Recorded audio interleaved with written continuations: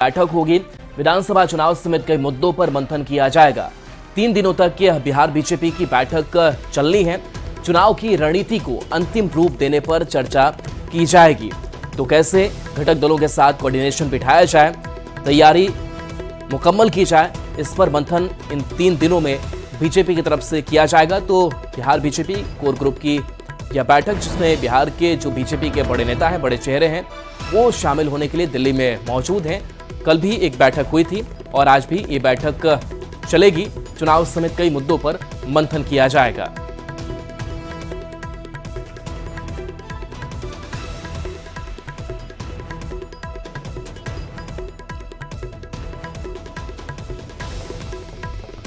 तो आज Bihar BJP core group की बैठक, और देखिए बीजेपी की इस मीटिंग में कार्यकर्ताओं को भी कैसे बूस्ट किया जाए, इस पर भी चर्चा होगी। बिहार भाजपा ने प्रदेश संगठन को मजबूत करने के साथ ही 2025 बिहार विधानसभा चुनाव को लेकर तैयारी शुरू कर दी है। बिहार भाजपा की कोर कमेटी की आज दिल्ली में बैठक हो रही है और 2 दिनों तक यह बैठक चलेगी। इस बैठक में बिहार प्रदेश कोर कमेटी के सभी 31 सदस्य भाग लेंगे। केंद्रीय गृह मंत्री अमित शाह भी इस बैठक में भाग ले सकते हैं। बैठक को लेकर बिहार भाजपा के प्रदेश अध्यक्ष डॉक्टर दिलीप जायसवाल के अलावा दोनों उप मुख्यमंत्री सम्राट चौधरी और विजय सिन्हा, संगठन महामंत्री भिखू भाई दलसानिया समेत तमाम जो वरिष्ठ नेता हैं वो दिल्ली पहुंच चुके हैं।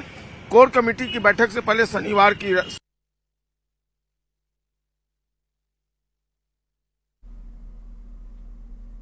बिहार भाजपा ने प्रदेश संगठन को मजबूत करने के साथ ही 2025 बिहार विधानसभा चुनाव को लेकर तैयारी शुरू कर दी है। बिहार भाजपा की कोर कमेटी की आज दिल्ली में बैठक हो रही है और 2 दिनों तक यह बैठक चलेगी। इस बैठक में बिहार प्रदेश कोर कमेटी के सभी 31 सदस्य भाग लेंगे। केंद्रीय गृह मंत्री अमित शाह भी इस बैठक में भाग ले सकते हैं। बैठक को लेकर बिहार भाजपा के प्रदेश अध्यक्ष डॉक्टर दिलीप जायसवाल के अलावा दोनों उप मुख्यमंत्री सम्राट चौधरी और विजय सिन्हा, संगठन महामंत्री भिखू भाई दलसानिया समेत तमाम जो वरिष्ठ नेता हैं वो दिल्ली पहुंच चुके हैं। कोर कमेटी की बैठक से पहले शनिवार की शाम वरिष्ठ नेताओं ने दिल्ली में केंद्रीय मंत्री नित्यानंद राय के आवास पर प्री बैठक कर कोर कमेटी की बैठक का एजेंडा भी तय किया है। इस बैठक में प्रदेश अध्यक्ष के साथ बिहार प्रभारी विनोद तावड़े, सह प्रभारी दीपक प्रकाश, स्वास्थ्य मंत्री मंगल पांडे, राधा मोहन सिंह, विजय सिन्हा सभी मौजूद थे। भाजपा सूत्रों की माने तो कोर कमेटी की बैठक में विधानसभा चुनाव से पहले का एजेंडा तय किया जाएगा। विपक्ष को जवाब देने और एनडीए दलों के साथ मिलकर चुनाव लड़ने की रणनीति पर चर्चा की जाएगी। इसके साथ ही राज्य में चल रहे संगठन चुनावों पर भी मार्गदर्शन तय किया जाएगा। तो कुल मिलाकर भाजपा ने जो बिहार विधानसभा चुनाव की तैयारी है वो गंभीरता के साथ शुरू कर दी है और आज और कल ये 2 दिनों की जो बैठक होगी इसको कई मायनों में महत्वपूर्ण माना जा रहा है और खासकर जो एनडीए की सहयोगी पार्टियां हैं उनके साथ कैसे कोऑर्डिनेशन के साथ चुनाव लड़ा जाए, इस पर गहन मंथन भी होना है। कैमरा पर्सन अमित कुमार के साथ संजय कुमार, न्यूज 18 पटना। कल से मुख्यमंत्री नीतीश कुमार प्रगति यात्रा पर निकलने वाले हैं। इस बीच मुख्यमंत्री नीतीश कुमार 24 दिसंबर को प्रगति यात्रा के दौरान पूर्वी चंपारण पहुंचेंगे। यहां केसरिया और सुगौली के पंचायत में लगभग 200 करोड़ की कई योजनाओं का उद्घाटन और शिलान्यास करेंगे। मुख्यमंत्री के आगमन को लेकर पंचायत से लेकर जिला समाहरणालय में जोर शोर से तैयारी चल रही है। ज्यादा जानकारी दे रहे हैं न्यूज 18 संवाददाता अवनीश कुमार।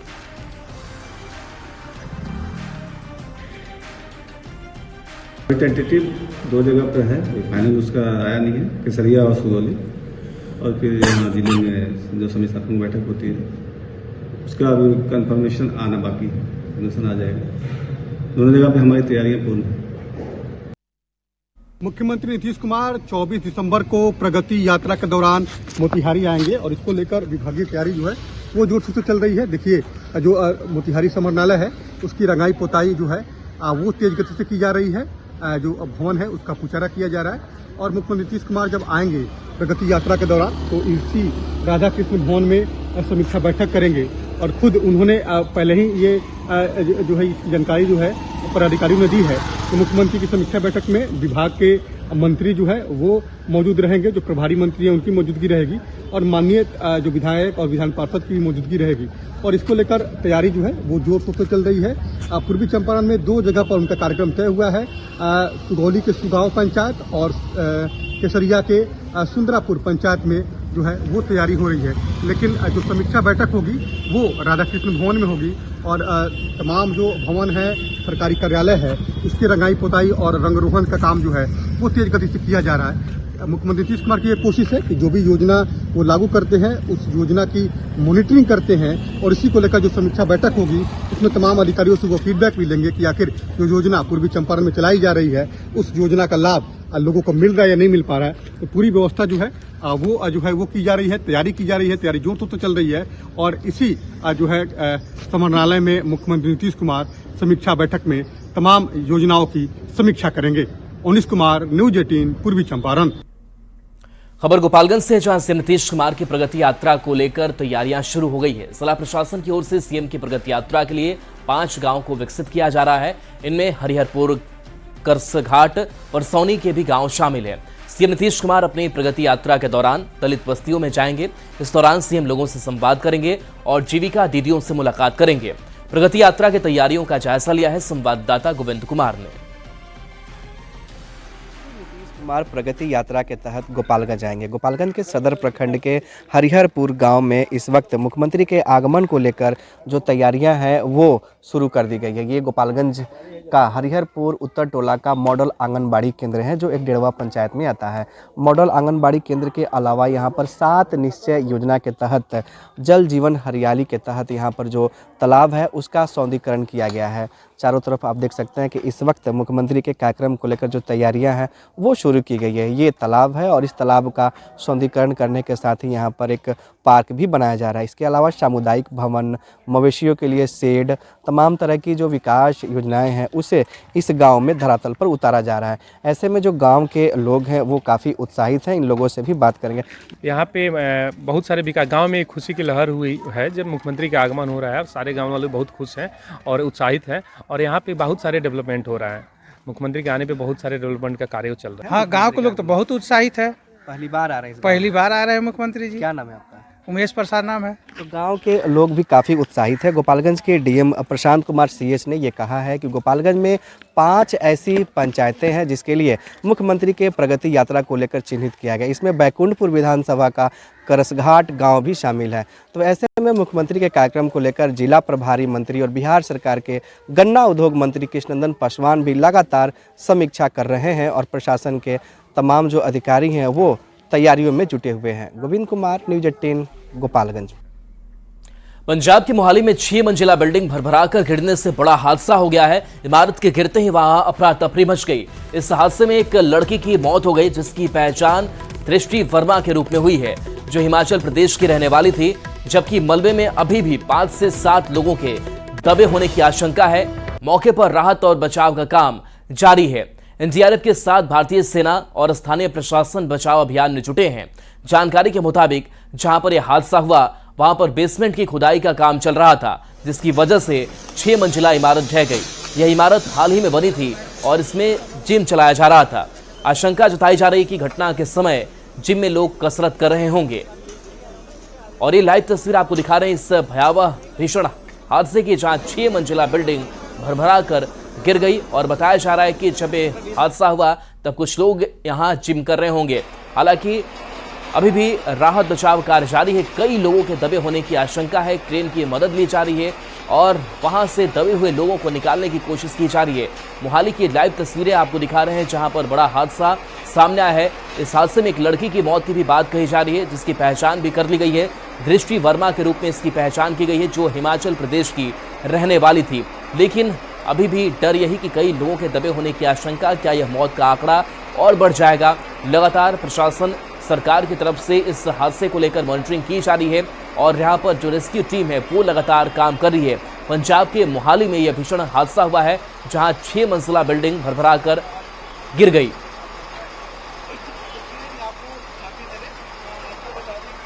बढ़ेंगे आगे।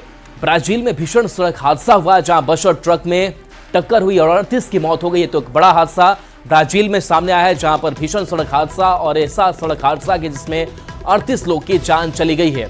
बताया जा रहा है कि ब्राजील में बस और ट्रक में टक्कर हुई और टक्कर इतनी जबरदस्त, जहां देखिए आग भी इस गाड़ी में लगी हुई आपको दिखाई दे रही होगी। बीच सड़क पहले टक्कर होती है और उसके बाद से इस गाड़ी में आग लग जाती है।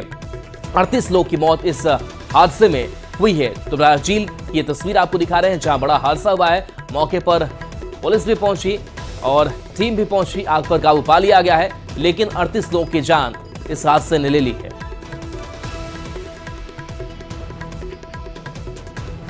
रांची से बड़ी खबर है जहां देर रात अपराधियों का तांडव देखने को मिला है। 3 हाईवा में अपराधियों ने आग लगा दी।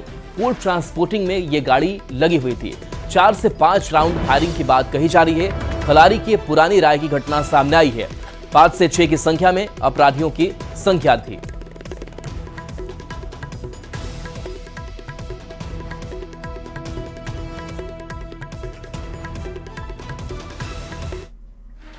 पीएम मोदी के मिशन कुवैत का आज दूसरा दिन है। 2 दिनों के दौरे पर कुवैत में प्रधानमंत्री मोदी का भव्य स्वागत हुआ। पीएम मोदी को आज बायन पैलेस में औपचारिक गार्ड ऑफ ऑनर दिया जाएगा, जिसके बाद वे कुवैत के अमीर और क्राउन प्रिंस के साथ साथ अलग अलग बैठक करेंगे। इसके बाद कुवैत के प्रधानमंत्री के साथ प्रतिनिधिमंडल स्तर की वार्ता होगी। इस दौरान दोनों पक्षों में द्विपक्षीय संबंधों की समीक्षा भी होगी। प्रधानमंत्री नरेंद्र मोदी की कुवैत यात्रा से दोनों देशों के रिश्तों में नए युग की शुरुआत के तौर पर देखा जा रहा है। कुवैत के अमीर के निमंत्रण पर प्रधानमंत्री मोदी कुवैत आए हैं। इस यात्रा से भारत और खाड़ी सहयोग परिषद यानी GCC के बीच संबंधों को भी बढ़ावा मिलने की उम्मीद है।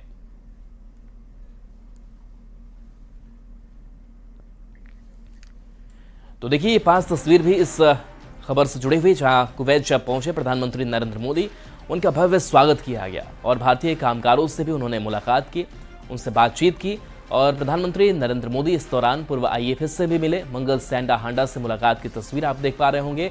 और वहीं गल्फ कप का भी उद्घाटन किया, यानी कि वहाँ कई कार्यक्रम जिसमें प्रधानमंत्री शामिल हुए। और साथ ही जो कुंभ आने का न्योता है भारतीयों को, वो भी प्रधानमंत्री नरेंद्र मोदी ने दिया है।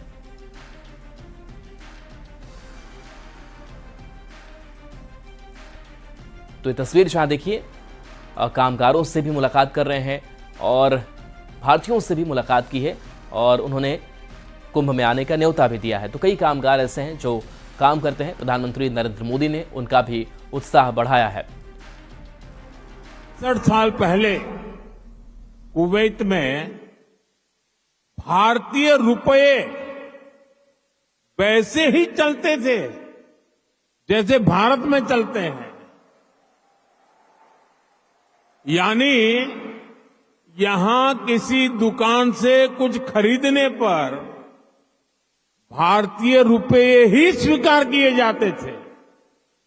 तब भारतीय करेंसी की जो शब्दावली थी, जैसे रुपया, पैसा, आना, ये भी कुवैत के लोगों के लिए बहुत ही सामान्य था। आज कुवैत भारत का बहुत अहम एनर्जी और ट्रेड पार्टनर है। कुवैत की कंपनियों के लिए भी भारत एक बड़ा इन्वेस्टमेंट डेस्टिनेशन है। मुझे याद है his highness crown prince of Kuwait ने न्यूयॉर्क में हमारी मुलाकात के दौरान एक कहावत का जिक्र किया था।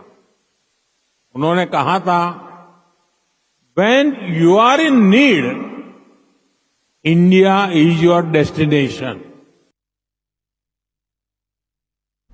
बांग्लादेश में हिंदू अल्पसंख्यकों पर हमले लगातार पड़ रहे हैं। बांग्लादेश में पिछले 48 घंटे में 5 हिंदू मंदिरों में तोड़फोड़ की घटना सामने आई है। बांग्लादेश के मैमनसिंह और दिनाजपुर में बदमाशों ने 5 हिंदू मंदिरों में मूर्तियों को खंडित कर दिया। दरअसल शेख हसीना के सत्ता से बाहर होने के बाद बांग्लादेश में हिंदू मंदिरों और हिंदू अल्पसंख्यकों पर हमलों की कई घटनाएं सामने आई है। भारत सरकार की एक रिपोर्ट के मुताबिक इस साल बांग्लादेश में 8 दिसंबर तक हिंदुओं और अन्य अल्पसंख्यकों के खिलाफ हिंसा के कुल 2200 मामले सामने आए हैं।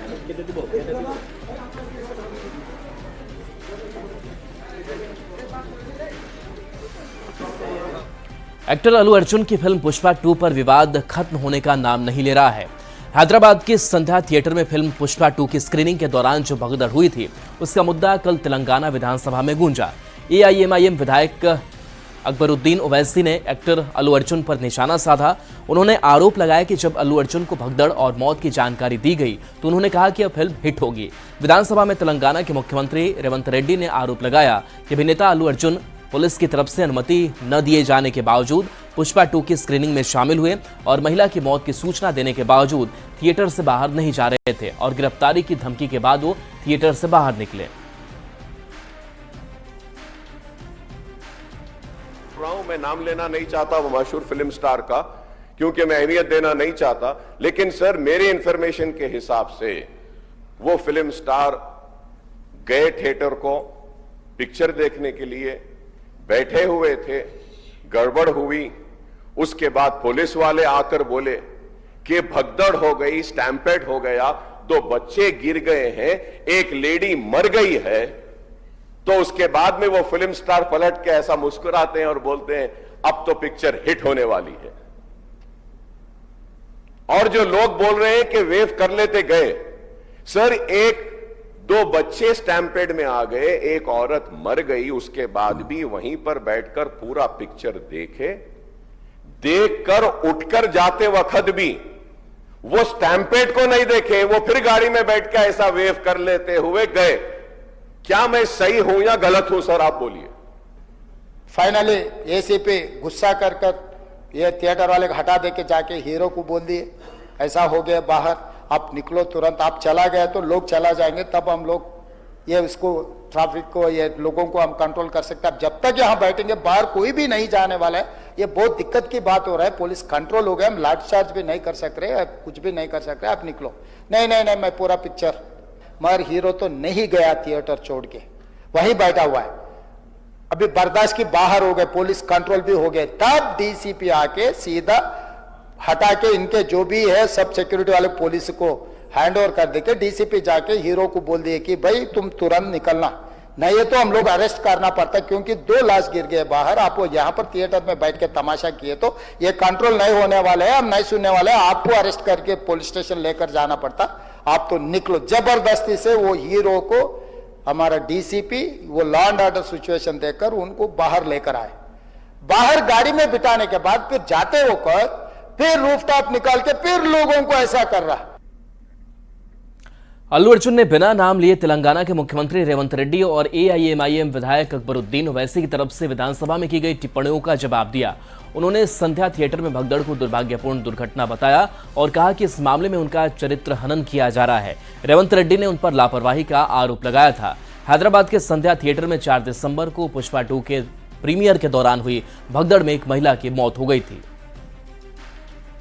मैं नाम लेना नहीं चाहता वो मशहूर फिल्म स्टार का, क्योंकि मैं अहमियत देना नहीं चाहता, लेकिन सर मेरे इंफॉर्मेशन के हिसाब से वो फिल्म स्टार गए थिएटर को पिक्चर देखने के लिए, बैठे हुए थे, गड़बड़ हुई, उसके बाद पुलिस वाले आकर बोले कि भगदड़ हो गई, स्टैम्पेड हो गया, 2 बच्चे गिर गए हैं, एक लेडी मर गई है।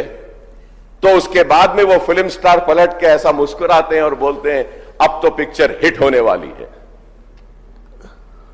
और जो लोग बोल रहे हैं कि वेव कर लेते गए, सर 1-2 बच्चे स्टैम्पेड में आ गए, एक औरत मर गई, उसके बाद भी वहीं पर बैठकर पूरा पिक्चर देखकर उठकर जाते वक्त भी वो स्टैम्पेड को नहीं देखे, वो फिर गाड़ी में बैठ के ऐसा वेव कर लेते हुए गए। क्या मैं सही हूं या गलत हूं सर, आप बोलिए। Be against any department or any political leader or individually or the government. No, not at all. I'm actually very thankful for the government because they've been very supportive to the film industry, you know, and I'm very thankful for all that. This is just to state, you know, there's a lot of misinformation, there's a lot of false allegation, and there's a lot of, you know, communication gaps and, you know, thinking that, and there are a lot of misquotations which I have not said.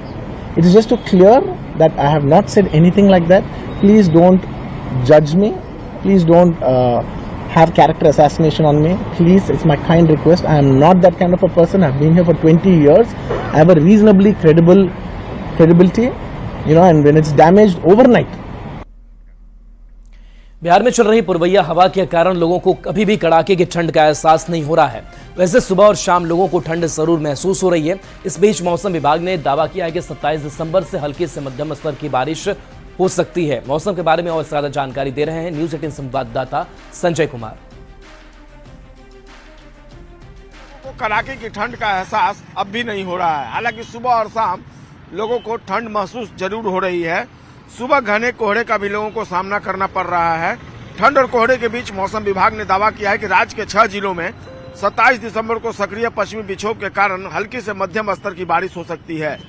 मौसम विभाग के लिए 27 दिसंबर से पश्चिमी हिमालय क्षेत्र और उसके आसपास के मैदानी इलाकों को एक सक्रिय पश्चिमी विक्षोभ होने के आसार दिख रहे हैं। इस कारण पश्चिमी विक्षोभ के प्रभाव से प्रदेश के दक्षिण पश्चिमी भाग के जिलों विशेषकर रोहतास, कैमूर, भोजपुर, बक्सर, अरवल और औरंगाबाद में हल्की से मध्यम स्तर की बारिश हो सकती है। प्रदेश के मौसम में अगले 5 दिनों के दौरान कोई विशेष बदलाव होने की संभावना मौसम विभाग ने नहीं जताई है। इस दौरान आकाश मुख्यतः साफ बना रहेगा, जबकि प्रदेश का मौसम पिछले 24 घंटे के दौरान शुष्क बना रहा है। इसके साथ ही आकाश साफ रहा।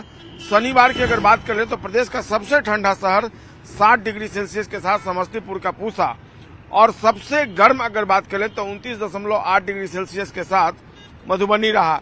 आज भी रविवार की सुबह राजधानी पटना की या मौसम की बात कर लें तो देखिए भगवान भास्कर जो हैं वो उदित हो चुके हैं और धूप जो है वो अभी से ही निकलनी शुरू हो गई है और ये धूप लोगों को सुखद एहसास करा रही होगी। और जैसे जैसे दिन चढ़ेगा तो जाहिर सी बात है एक बार फिर से जो ठंड का जो प्रभाव है वो कम होगा। दरअसल पुरवैया हवा जो है वो चलने से मौसम में इस तरह का बदलाव है और लोग ठंड या कंपन महसूस नहीं कर रहे हैं। कैमरा पर्सन अमित कुमार के साथ संजय कुमार, न्यूज 18 पटना। और चलिए न्यूज 18 बिहार झारखंड पर खबरें आपकी